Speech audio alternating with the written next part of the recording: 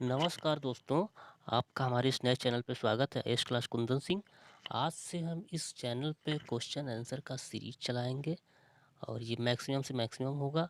और आप लोगों को ये सीरीज अच्छा लगे तो इसको कंटिन्यू कमेंट में बताइएगा। और ये चैनल बहुत ही इम्पोर्टेंट होगा यूपीएससी यूपीपीसीएस के लिए।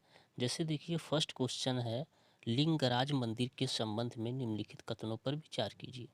इसको ध्यान से पढ़िए और इसका आंसर आप बताइए। इसका आंसर हम बताते हैं कैसे इसको सॉल्व करना। जैसे ये मंदिर उड़ीसा राज्य में है, ठीक है, भुवनेश्वर में, उड़ीसा के भुवनेश्वर में है। यह सोमवंशी राजाओं के शासनकाल में निर्मित होयसल वास्तुकला का एक प्रमुख उदाहरण है। यह एक शैव मंदिर है। यहाँ वैष्णव तथा जैन संप्रदाय से संबंधित मूर्तियाँ पाई जाती हैं। इसमें देखिए दोस्तों, ये मंदिर जो है लिंगराज मंदिर, पहला तो स्टेटमेंट सही है, उड़ीसा के भुवनेश्वर में स्थित है। दूसरा स्टेटमेंट जो है, यह होयसल वास्तुकला नहीं बल्कि यह कलिंग वास्तुकला का उदाहरण है। सोमवंशी राजाओं के शासनकाल में ही निर्मित था, लेकिन यह होयसल वास्तुकला नहीं बल्कि कलिंग वास्तुकला का उदाहरण है। उड़ीसा और मध्य भारत में जितने भी मंदिर होते हैं, ये प्रायः कलिंग वास्तुकला से उदाहरण होते हैं। और नीचे जो होते हैं हमारे दक्षिण भारत में, वो द्रविड़ शैली के होते हैं, ठीक। और यह मंदिर एक शैव मंदिर है। तीसरा स्टेटमेंट ये भी सही है। यह मंदिर जो है शैव मंदिर है और शैव मंदिर के साथ साथ यह वैष्णव मंदिर भी है। इसीलिए इस मंदिर को हरिहर नाम से जाना जाता है, यानी वैष्णव और शैव संप्रदाय दोनों का समन्वय पाया जाता है इसमें। चौथा स्टेटमेंट है, यह वैष्णव और जैन संप्रदाय से संबंधित है। यह वैष्णव और जैन संप्रदाय से नहीं बल्कि वैष्णव और शैव संप्रदाय से। तो इसमें कौन सा स्टेटमेंट सही होगा? 1 और 3 सही होगा, 2 गलत होगा और 4 गलत होगा। तो इसका आंसर जो होगा सी होगा, 1 एंड 3। देखिए इसका आंसर 1 एंड 3। दूसरा क्वेश्चन देखिए, बहुत ही मेहनत से हमने ये पीडीएफ बनाया है। इसमें दिया है, कथन और कारण में मानव हाथी संघर्ष की घटनाओं को नियंत्रित करने के लिए प्रोजेक्ट रीहैप की शुरुआत की गई है। इस परियोजना में मानव हाथी संघर्ष को कम करने के लिए मधुमक्खियों के बाड़ स्थापित किए जाएंगे, पहला है। दूसरा है, ऐसा माना जाता है कि हाथी मनोवैज्ञानिक रूप में मधुमक्खियों से डरते हैं। इसमें आपको बताना है कौन सा विकल्प सही है। फिर देखिए, इसमें जो है मानव हाथी संघर्ष को कम करने के लिए खाड़ी और ग्रामोद्योग जो केबीआईसी होता है, उस विभाग के द्वारा, उस आयोग के द्वारा, केबीआईसी खाड़ी और ग्रामोद्योग आयोग के द्वारा प्रोजेक्ट रीहैप की शुरुआत की गई है मानव और हाथी संघर्ष को कम करने के लिए। ये स्टेटमेंट सही है। और जो मनोवैज्ञानिक इसमें दिया गया है कि हाथी मनोवैज्ञानिक मधुमक्खियों से डरते हैं। आपने पहले भी देखा होगा कि रेलवे की पटरियों पर जो हाथियों की दुर्घटना होती है, इसके लिए रेलवे विभाग ने मधुमक्खियों की आवाज़ का सहारा लिया था, मधुमक्खियों की आवाज़ के छत्ते लगाए जाते थे। तो ये बिल्कुल सही है कि मधुमक्खी की आवाज़ से जो हाथी है वो भाग जाते हैं। तो ये इसमें क्या होगा, ए और आर दोनों सही है, और जो आर है इसकी सही व्याख्या भी करता है। तो इसमें फर्स्ट आंसर सही होगा, ठीक। देखिए, इसके बाद लिंगायत संप्रदाय के संबंध में निम्नलिखित कथनों पर विचार कीजिए। पहला दिया, इसकी स्थापना बासवेश्वर ने की थी, जो 12वीं शताब्दी में कन्नड़ कवि और दार्शनिक थे। दूसरा, एकेश्वरवाद में विश्वास रखते थे, वेदों की सत्ता व जाति व्यवस्था को नकारते थे। इसमें केवल और केवल दो, एक और दो दोनों, और न तो एक ना ही दो। देखिए, ये क्वेश्चन जो है, इसमें लिंगायत संप्रदाय जो है, इसकी स्थापना बासवेश्वर ने की थी, ये तो सही है। और ये कर्नाटक के आसपास में विकसित हुई थी, कर्नाटक में। और इन्होंने एक शिक्षाविद भी थे, और इन्होंने काफ़ी सोसाइटी में काफ़ी शिक्षा स्कूल कॉलेज भी खोले थे। और ये जो है बेसिकली जो था जाति व्यवस्था को नकारने वाला और बहु ईश्वरवाद जो होता है, इसको ये खंडित करते थे, इसको नहीं मानते थे, ये ईश्वरवाद में विश्वास रखते थे। इसलिए इसमें दोनों आंसर सही होगा, एक और दो दोनों। इसका आंसर थर्ड, ठीक।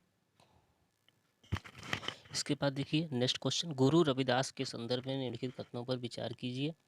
वे 14वीं से 16वीं शतक के मध्य उत्तर भारत में भक्ति आंदोलन के प्रसिद्ध दलित संत एवं कवि थे। गुरु रविदास के 41 भक्ति छंदों भजनों के गुरु ग्रंथ साहिब में संकलित किया गया है। वे ईश्वर के निर्गुण अमूर्त रूप के उपासक थे। उन्होंने जाति रंग रूप ईश्वरीय उपासना के आधार पर किसी भी प्रकार के भेदभाव का विरोध किया। इसका आंसर देखिए, फिर हम बताते हैं इसका जो बेसिकली आंसर होगा ये फोर्थ होगा। इसमें सभी स्टेटमेंट सही है। 14वीं शताब्दी 16वीं सदी के मध्य उत्तर भारत में ही भक्ति आंदोलन में एक दलित कवि जो गुरु रविदास, इनके जो शिष्य आप पढ़े होंगे तो ये काफ़ी मतलब चर्चित थे। इन्होंने के बारे में अगर आपको पता होगा तो जो संत मीराबाई थी इन्हीं की शिष्या थी गुरु रविदास जी की। इन्हीं की प्रेरणा से उन्होंने मतलब जाति और इनका जो है ये जाति रंग किसी भी रूप में मतलब इस तरीके से जो समाज में भेदभाव होता है इसको भी ये नहीं मानते थे। और इनके जो भी उपदेश होते थे वो गुरु ग्रंथ साहिब जो ग्रंथ है गुरु नानक देव उसमें भी ये संकलित किया गया है। और ये ईश्वर के निर्गुण कबीर जैसे ईश्वर के निर्गुण रूप को मानते थे उसी पद्धति भी ये भी ईश्वर के निर्गुण अमूर्त रूप के उपासक थे। इसमें फोर्थ स्टेटमेंट सभी स्टेटमेंट सही है। इसका आंसर फोर्थ है। इसके बाद नेक्स्ट देखिए एक्यूट एंसेफेलाइटिस सिंड्रोम के संदर्भ में निम्नलिखित कथनों पर विचार कीजिए।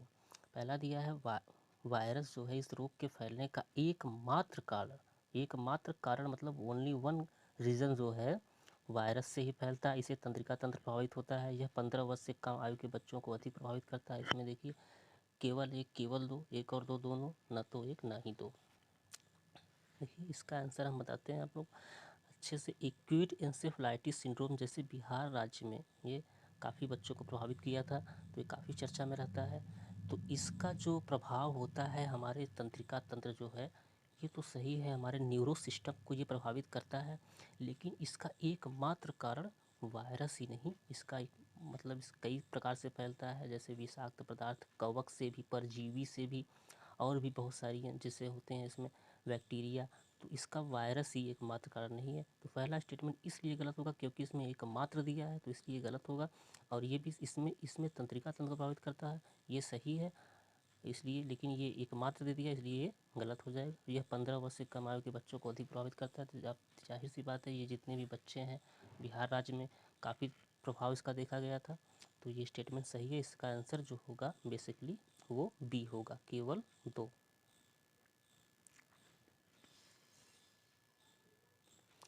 इसके बाद देखिए एक परियोजना है स्फूर्ति क्लस्टर के संदर्भ में।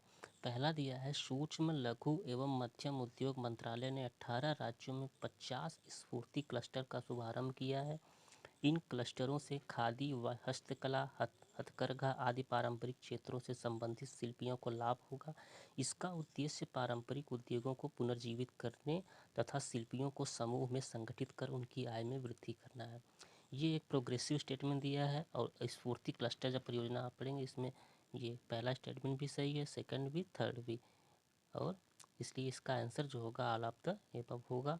ये 18 राज्यों में चालू किया गया है। इसके लिए 50 स्फूर्ति क्लस्टर भी है बनाए गए हैं। ये खादी, हस्तकला, हथकरघा सभी को ये इससे लाभ होगा। और इसका उद्देश्य जो है पारंपरिक उद्योगों को पुनर्जीवित करना है। इसका आंसर डी होगा। इसमें फोर्थ 3 ही ऑप्शन है, फोर्थ लिख दिया है हमने।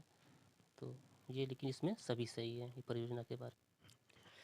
ठीक है डियर फ्रेंड्स, तो इस तरीके से अगर आप ये सीरीज़ अच्छा लगे तो आप लोग ज़रूर बताइएगा कमेंट में। इस तरीके से हम लोग हज़ारों और यहाँ तक कि 20-25 हजार क्वेश्चन का प्रैक्टिस करेंगे जिससे हम लोग का कोई भी कंपटीशन चाहे वो IAS हो, IPS, PCS के लिए कुछ भी हो, हम लोग CDS, NDA और UPPCS या CAPF जो भी होगा सारे कंपटीशन निकल जाएंगे। बस इस सीरीज़ को आप लोग ज़रूर बताइएगा कैसा लगेगा, कैसा आप लोगों को लगा। और इस तरीके से अगर आगे कंटिन्यू भी हम इस सीरीज़ को करेंगे।